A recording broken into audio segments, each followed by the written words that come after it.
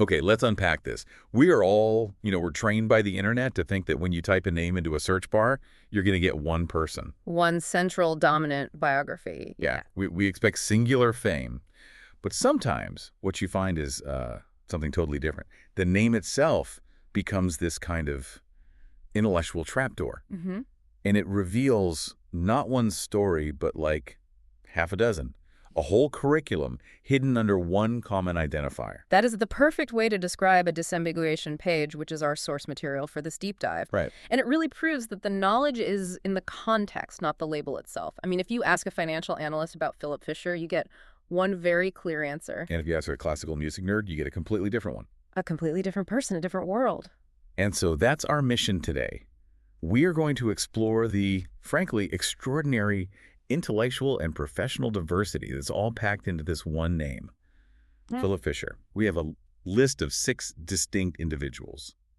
We're going to be crossing 4 centuries, from 17th century spiritual conviction all the way up to contemporary funk music. So our goal here is to really synthesize the intellectual spectrum that this one name covers. We're connecting these totally disparate fields. Yeah, finance, faith, architecture, literature, music, and we want to show you not just who these people were, but how their very different contributions, well, they really define what human specialization is all about.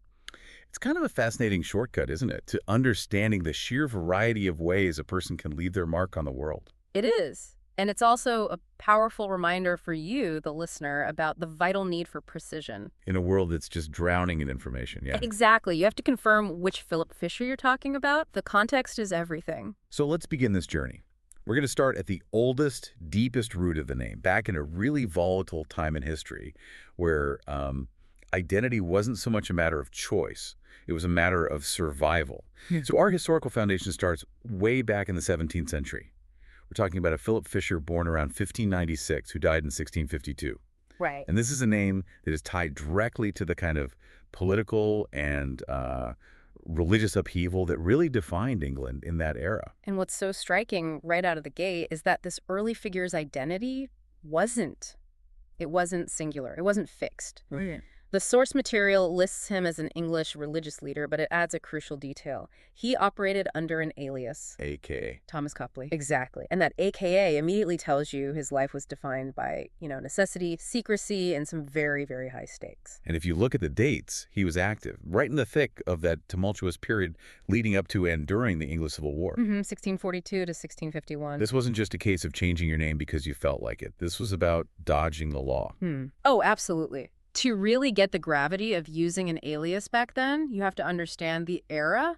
After the English Reformation, being a Catholic was systematically penalized. You're talking about the penal laws. The penal laws, exactly.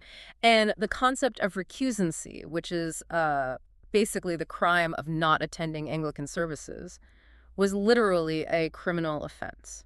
So if this Philip Fisher or Thomas Copley was leading a religious community outside the established church, he was an outlaw. He was a complete outlaw. He wasn't just a spiritual guide in the way we might think of it today. He was a political risk taker. And the penalties were not trivial. Not at all. They ranged from huge fines to imprisonment, losing all your property. And for priests, especially Jesuits or those trained abroad, the penalty was often execution for high treason. Wow. This isn't just, religious intolerance. This is the state viewing a dissenting faith as an active threat to national security, a threat to the crown's power. So I wonder if the two names, Philip Fisher and Thomas Copley, served different functions for him. That's highly likely. Maybe Philip Fisher was the name he used in public, for travel or everyday business, the sort of safe name. That makes perfect sense. And Thomas Copley could have been his birth name, the identity known to his family and his congregation, the name used inside that closed, trusted network of the faithful.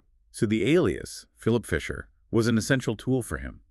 It was the mask he had to wear to navigate a world that was openly hostile to him. It was. His authority as a religious leader was entirely dependent on his ability to keep that dual identity secret, to not get exposed. So his legacy is almost an invisible one. It's not defined by, big monuments or published books. No. It's defined by resilience, by the sheer survival of a persecuted faith, and the successful management of this deep personal conviction under immense government pressure. His work was existential. And that connects the deepest historical roots of this name to the complexity of identity and faith during a time of profound national conflict. Yeah. This is authority built on strength of character, not on... Not on state recognition. Right. Exactly. Not on state recognition at all. Which brings us to the complete absolute opposite. A legacy built entirely on visible state-sanctioned prominence. Okay, so we're jumping forward about a century now, moving into the mid-18th century.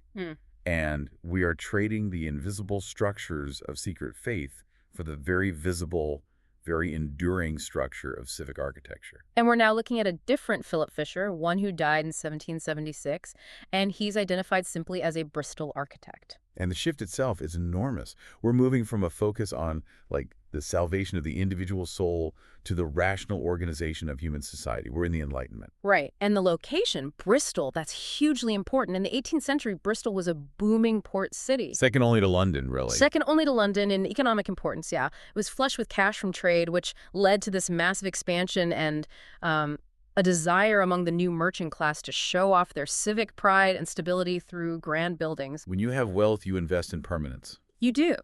And this Fisher's most famous work is identified as designing Shire Hall in Monmouth.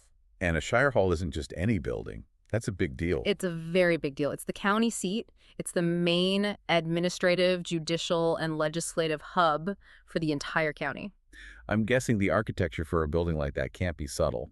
It has to project power, timelessness, stability. Absolutely. He would have been working firmly within the Georgian or neoclassical tradition. So think clean, symmetrical lines, lots of local stone, those classical elements like columns and pediments. Yes, all borrowed directly from Greek and Roman designs. Wow. And that style was very deliberate. It was meant to communicate that the British rule of law was as rational, as structured, and as eternal as the great ancient republics. It's the visual language of authority. Exactly. Yeah. It communicates stability in a way that the 17th century religious leader could only have dreamed of. It's a perfect dichotomy. How so? Well, the 17th century Fisher was literally hiding from the Shire Hall, hiding from the courts. And the 18th century Fisher was designing it. Yes. It's just a perfect illustration of the shift. One legacy is built on sermons whispered in secret rooms. The other is built on massive stone arches that everyone in the town square can see. Shire Hall represents the ultimate public face of authority, of accountability. The Enlightenment's focus on structured, rational government. And it required a totally different skill set, not theological insight, but geometry, engineering, material science. And probably a lot of political skill to manage a big public works project like that. Oh, for sure. He was anchoring the local government, literally and figuratively, in stone. So the contrast is really powerful. We have the man who defined his life through evasion and spiritual conviction. And the man who defined his life through the deliberate creation of civic space and physical permanence, enabling the very government structure the earlier Fisher had to hide from. So these two figures, they ground the name Philip Fisher in centuries of British history, and they show how the name is connected to these fundamental issues of power, authority, and how society is structured. They really do. And now, we leave the realm of stone and faith, and we transition into the modern age, the age of global systems and published ideas. Okay, we are now fast-forwarding to the 20th century. This is where the name Philip Fisher achieves, I think it's fair to say, international renown. Definitely, at least among people interested in markets and wealth.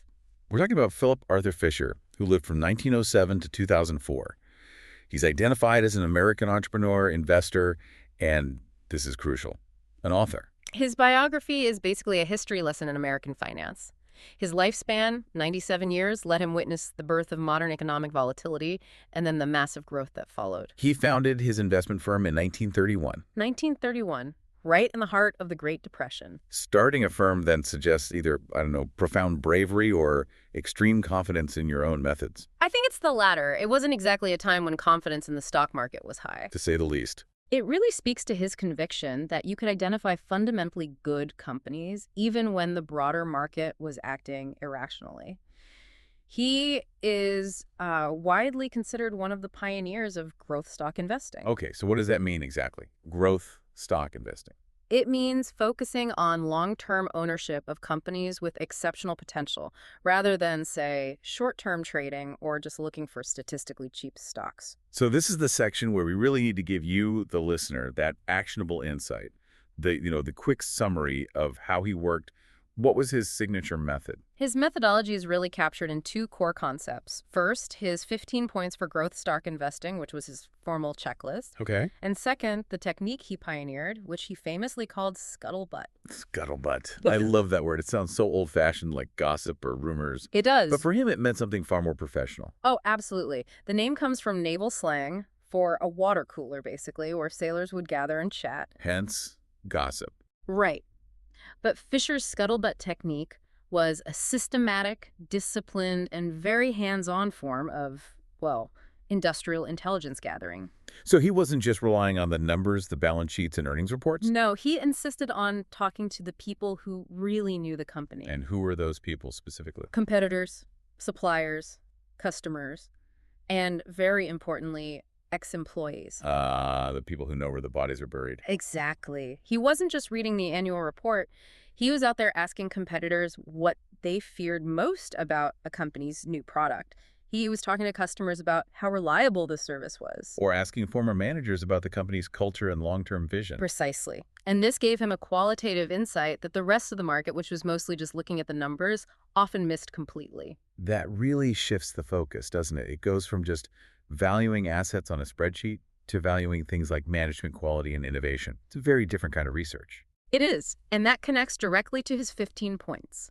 They weren't about finding cheap stocks, they were about finding high-quality stocks. What kind of things were on that list? Well, points like, does the company have products or services with enough market potential to allow a big increase in sales for at least several years? Okay, so long-term potential. Yes. Or another one, does the company have a truly outstanding sales organization?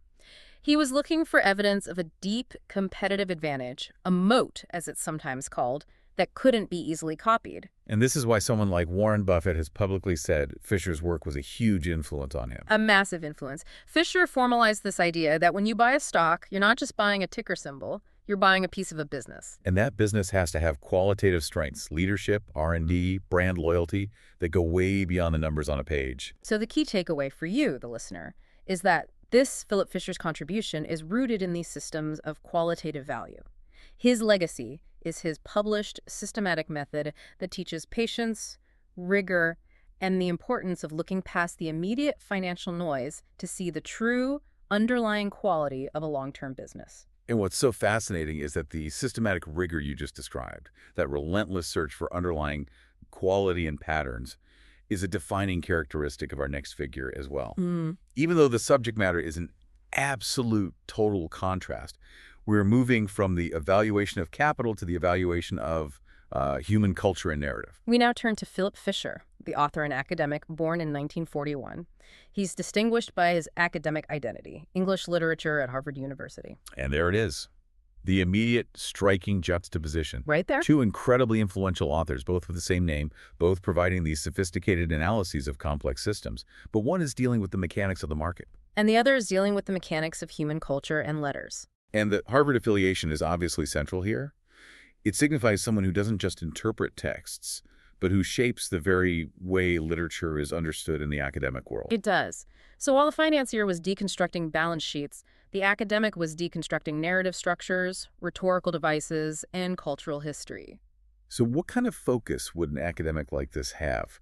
What's the system he's trying to uncover in English literature compared to the financier's system for maximizing wealth? That's a great question. This Fisher's work often deals with fundamental shifts in literary perspective. For instance, exploring the transition from, say, traditional epic narratives to modern fragmented storytelling. I see. He's interested in the way society uses stories, novels, poetry, whatever, to make sense of change, of crisis, of technological disruption. So if the investor is analyzing the long-term potential of a tech company, the academic might be analyzing the long-term impact of a particular novel on society's values. Or the potential of a new literary form to redefine our culture. That's a perfect analogy. They are both trying to measure enduring value, but they're using radically different tools and metrics. Exactly. The investor uses things like discounted cash flow and scuttlebutt to predict future financial growth. While the academic uses tools like critical theory, textual analysis, and historical context to interpret the meaning and influence of a text, to predict, in a way, its cultural longevity. And the level of rigorous detail required for both jobs is just immense. To succeed at that level at Harvard means you have to synthesize decades, if not centuries, of critical thought and history, and then boil it down into a new, accessible framework for understanding. It demands the ability to see patterns where other people just see chaos. Whether that chaos is a volatile stock market or a period of intense cultural upheaval. Exactly. Both of these Fishers excel at creating intellectual structure. This Philip Fisher deals in the subjective analysis of art, ideology, and the interpretation of human experience. And that contrasts so sharply with the financier's focus on quantitative and, well, qualitative business value. But hang on, is there a risk we're stretching the comparison too far? I mean, one deals in the objective search for profit, and the other in the subjective search for meaning. Aren't they fundamentally at odds? That's a really important question. I think the answer lies in the process, not the outcome. Both are engaged in the act of valuation. Go on. The financier has to assign value to a business's intangible assets, things like management integrity or brand strength. That's a highly subjective interpretive act. Right, that's not just a number on a spreadsheet. Not at all. And conversely, the academic has to rigorously defend their interpretation of a text using objective scholarly standards and historical evidence. It can't just be their opinion. I see. So both fields require a bridge between objective data and subjective insight. Precisely. And that's what makes the shared name so fascinating. It now represents mastery in two seemingly opposing fields, yet both masters use a similar level of intense, systematic, intellectual commitment. So for you, the listener, the key is the disambiguation. Philip Fisher, the author, is a meaningless phrase until you specify. Are you talking about the one who influenced Buffett or the one who influences literary theory? The descriptive qualifier is your navigational tool. It's what transforms a generic name into a specific body of knowledge. We've gone from historical political identity to modern intellectual systems. Now we jump into the most fluid and immediate form of expression on our list. Yeah. Music. Okay. This juxtaposition is where the name Philip Fisher, I think, really stretches to its breaking point, culturally speaking. It really does. We have two completely contemporary figures, both professional musicians, but they live in sonic worlds that seem diametrically opposed. We're moving from structured systems of thought to, well, structured and unstructured sound. And we start with Philip Edward Fisher. He was born in 1979, and he's identified as a British classical pianist. He is the representative of formal high artistry on our list. And when we talk about a professional classical pianist, we're talking about a level of discipline that is almost monastic. Decades of dedicated practice, 8 hours a day, sometimes more, focused on technical perfection, on interpretation, on fidelity to the score. It's a deep commitment to an established canon of music. His artistry isn't about inventing new genres. It's about providing a transcendent, deeply personal interpretation of existing masterpieces. Like a Rachmaninoff concerto or a Beethoven sonata. Exactly. The structure is fixed. The notes on the page are the notes on the page. The genius is in the emotional depth and the technical precision he brings to that fixed structure. And the expectation from the audience is absolute technical accuracy, combined with this profound emotional intelligence. It requires a specific stage presence, too, usually in a large, formal concert hall, performing on an acoustic instrument in front of an audience that's following centuries of performance decorum. You don't clap between movements. Right. It's a very specific environment. And the skill set is mind-boggling. The memory, the finger strength, the intellectual grasp of harmony and music theory. And this Fisher is actively contributing to the cultural continuation of a tradition. He's ensuring the works of the past are still alive and meaningful for contemporary audiences. He's a master interpreter of the score. I think it's also important to note the sheer weight of history that comes with the instrument he plays. The piano itself represents centuries of musical evolution. Right. So his performance is always in a kind of dialogue with every other great pianist who has ever played that same piece. That sense of dialogue with the past is defining. He's part of a stream, adding his interpretation to this historical river of performance. His birth year, 1979, confirms he's a contemporary professional who has chosen to dedicate his career to this incredibly rigorous traditional art form. Okay, now hold that image in your mind. The formal recital hall, the acoustic perfection, the strict adherence to the score. Got it. Because we are about to pivot to the polar opposite. A sonic landscape defined by chaos, by energy, and by genre destruction. And that brings us to our final figure. Philip Fisher, active around 1980, an American musician famously known as a former member of the iconic band Fishbone. This is where the nickname Fish just immediately takes on this colossal significance. Oh, yeah. It transforms the formal three-part name, Philip Edward Fisher, into a single informal energetic identity marker. It's the sound of the street, the club, the stage. And Fishbone, the band, I mean, they're legendary for just synthesizing genres. They would smash funk, ska, punk rock, jazz, and soul all together into this high-energy, socially aware musical experience. So this is genre-bending, aggressive, loud, often satirical music. Absolutely. So if the classical pianist is all about disciplined interpretation of a text, The funk and ska musician, especially in a band as wild and brilliant as Fishbone, is about visceral, immediate creation. right. This music is rooted in rhythm, in the groove, in improvisation. It most likely involves a heavily amplified instrument, like bass or drums, that drives the entire engine of the band, And the relationship with the audience is profoundly different. day and night. A classical performance requires stillness, rapt attention. A Fishbone concert demands movement, energy, sometimes literal chaos in the form of a mosh pit. Yes. The artistry here is in creating a spontaneous, driving, often politically charged rhythm that forces you to engage physically. It's the difference between mastering a complex written text and mastering a complex, live, dynamic moment. The classical musician is trying to realize the composer's original intention. The funk musician is often just trying to realize the audience's immediate collective energy. And that brings up a fascinating point about identity in the music industry. The classical performer keeps the formality of his full name, which signals respect for tradition. While the funk musician adopts a shortened, stylized nickname. Right. And that signifies belonging, accessibility, and a connection to a specific subculture. Fish becomes inseparable from the sound and the legacy of Fishbone. So the name Philip Fisher, remarkably, represents the entire spectrum of artistic expression, from the intellectual, sober interpretation of Europe's musical past To the explosive, electric, genre-defying soundscapes of American counterculture. and both are masters of their craft. They both rely on years of dedication and technique, but they apply that mastery to completely different sets of rules. One strives for a kind of timeless fidelity, the other for immediate, visceral power. So we've done it. We've navigated the entire list. From the 17th century fugitive preacher to the 18th century civic builder, from the 20th century financial guru to the Harvard literary critic, and finally from the classical concert hall to the funk ska mosh pit. 6 incredibly specialized lives, all bound together by one shared common name. #outro. That was a rapid journey through specialization, but what a wealth of knowledge we encountered. It really was. We started with a simple list of 6 names, and we finished by crossing 4 centuries and 6 highly specialized fields. English religion under duress, Bristolian civic architecture, American financial methodology, Harvard literary critique, British classical virtuosity, and American funk energy. and this journey, I think, really underscores our initial thesis. A name is just an identifier. It is the loosest, least reliable framework for knowledge. Completely. If we had only read the name, we would know nothing of substance. The true knowledge, the substance that you need to be well-informed, lies entirely in the specific context and contribution. It's the AKA Thomas Copley. It's the Shire Hall design. It's the scuttlebutt method. It's the Harvard affiliation, and it's the Fishbone membership. It's all in the descriptive details that follow the name.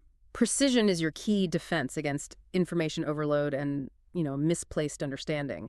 If you're researching investment strategies, you must be absolutely sure you're engaging with Philip Arthur Fisher, the author of Common Stocks and Uncommon Profits, the one who detailed the 15 points. Right. You must not conflate him with Philip Fisher, the academic, who would give you a meticulous deconstruction of narrative. Which, while intellectually rigorous, is not going to help you assess a balance sheet. Not at all.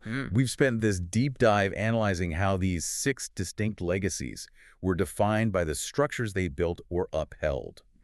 The enduring physical structures of the Shire Hall, the theological frameworks that held a persecuted community together, the systematic financial models that created lasting capital. The academic frameworks for interpreting a text, and the musical structures of both classical and funk composition. Each Philip Fisher found his path to mastery by choosing a unique medium stone, faith, capital, text, or sound, and then applying relentless specialization to it. And they all left a structure that defines their lasting impact. And that leaves us with a final provocative thought for you, the listener, to mull over as you integrate this new knowledge.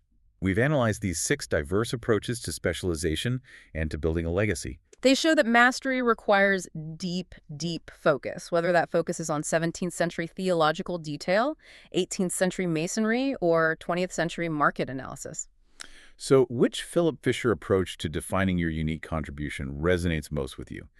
Are you focused on interpreting, like the academic or the classical pianist, or are you focused on building and creating entirely new structures like the architect and the funk musician? What medium are you using to build your own enduring mark?